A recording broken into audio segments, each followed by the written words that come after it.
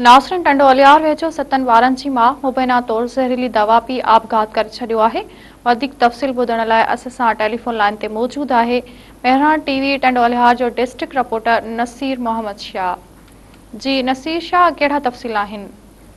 जी त नाज़रीन खे ॿुधाईंदा हलूं त टंडोलार भरिसां सुल्तानाबाद थाणे जी हद में ज़मींदार अबू बकर ख़ासकेली जी ज़मीन ते रहंदड़ मज़दूर 7 वारनि जी मां गीलानी जेका 45 वारनि जी ॿुधाई वञे थी उन ई घर में पियल ज़हरीली दवा पी आपघात करे छॾियो, जेके वारखन सिविल अस्पताल पहुचायो त टंडोलार में डॉक्टरनि उनजी तस्दीक कई त औरत फौत थी वई आहे।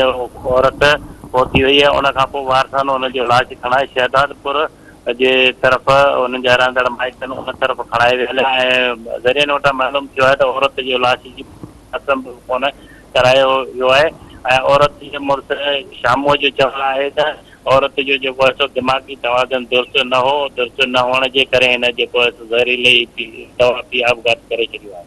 जी नसीर शाह, महिरबानी जी।